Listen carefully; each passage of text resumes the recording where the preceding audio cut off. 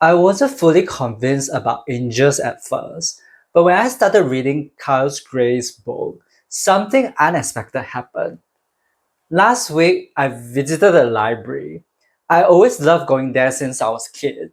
But after Spiritual Awakening, it got even more fun because there's always this one book that jumps out at me begging to be read. This time, it was the baby blue book Signs by Laura Lynn Jackson that caught my eye. Funny thing is, I read this book earlier this year and even made a video about it. But right next to it on the left was a book on angels by Carl Gray. And just a few days ago, I was actually checking out Carl Gray's books on Amazon. Spotting his book on the library shelf was a nice surprise, and so I picked it up and started reading it. If you haven't heard of Carl Gray, he's basically an expert on angels. He had this connection with the other side since he was 4 years old. Reading about his life as a medium was super interesting, but it was getting late. I wanted to get home before the office rush hour hits, and I got stuck in the traffic. So after 3 chapters, I put back the book and downloaded the ebook on my library app to read later. And so I crossed the road to catch a bus home from the stop opposite the library. As I walked, I was totally mesmerized by this Catholic church nearby. Then there was this guy with dark skin, kind of like Middle Eastern looking, and a beard, dressed really stylishly. He was walking towards me. As we passed each other, he said something to me. Bro, it's a lucky day. And I thought, is he talking to me? That's kind of weird. Or maybe he's on the phone with an earpiece. So as we walked further apart, I turned around and I saw him turn too, and he was smiling back at me. And I was like, what's that about, huh? And I was like totally confused. A random guy on the street talking to me, saying it's my lucky day, and he wasn't speaking to me directly. He said this to me as we walked past each other. So, being someone who's open to synchronicity, my first thought was to check what I was doing and feeling right before I met this guy. I was just staring at the church, totally mesmerized by it. Could it be something to do with the church? I did a bit of research and I found nothing. Before that, I was reading Carl Gray's book about angels. So I thought, is this guy an angel? Or did an angel send him to tell me that it's my lucky day? I don't know. And I just brushed it off, thinking maybe I just met some quirky random guy who loved chatting with strangers on the streets. A couple of days later, I remember that I downloaded Carl Gray's book on my library app. So I opened the app and I couldn't help but chuckle. The book's title is Angel Whisper in My Ears. That's exactly what happened to me on that street.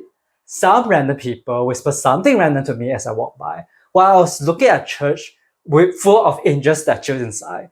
And after reading a book about angels titled Angels Whisper in My Ears, a title that I didn't even pay much attention to, how much of a coincidence is that? I don't know about you, but I do believe in angels and spirit guides. However, I have a tiny bit of doubt since I only heard them through other people's story. Personally, I haven't experienced anything myself until that day. That day was truly what the angels said, my lucky day. I'm sharing with you this because angels are always there for us, but they won't make themselves known until you are ready. If you are feeling skeptical or afraid of the other side, chances are you won't meet angels or catch their messages. To develop your psychic powers, you will need a certain level of openness and groundedness. Picture this.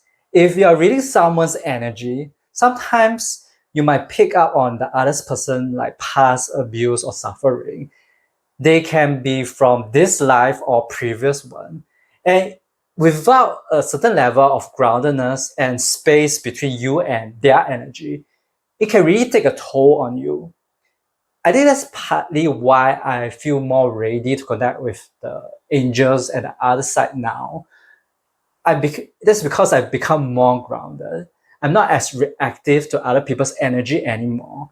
And even if I get affected, I got the tools to get back on track. If you're an empath like me, working on developing your intuition or psychic abilities, it's key to lay the groundwork first and learn not to react too much to what you see or feel. Otherwise, if you become a healer or a medium, you might find yourself constantly drained or distressed. These messages you receive from the angels were meant to help others. They are not given to you to scare you or drain you. You need to be an open channel to receive the messages, but at the same time, you need to be grounded enough to pass the messages on to those who need to hear them without affecting your own well being. And this is a journey, right? For me, I only connected with angels and spirit guides in the last couple of years after doing the Sixth Sense Superpower course by Sonia Choquette through my valley. Everyone's journey is a bit different and unique. When I read about mediums or intuitive guides like Carl Gray, Sonia Choquette, and Tyler Henry, I noticed they all had families that supported their psychic abilities, which is so fascinating. They are meant to help people connect to the other side. They have this ability since they were young. You might be more like me. Our psychic journey could be a little bit different. I've always been intuitive since I was young, and I know that. But my parents were pretty much traditional and conservative. I went through a phase of low self esteem and feeling misunderstood growing up. That's my path.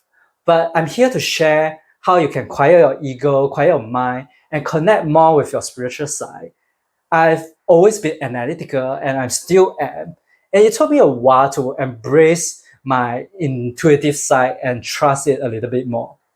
Even after a spiritual awakening in 2015, I wasn't really ready to engage the other side yet. I still have attachment, negative habits, and thoughts pattern I need to let go of. And it doesn't matter if you're psychic as a child or you develop it later as an adult. We all have our beautiful journey to embrace. We all add different colors to this world. I'm still reading the book Angels Whisper in my ears, and who knows what else I'll experience. There's always something fascinating happening when I read books like this.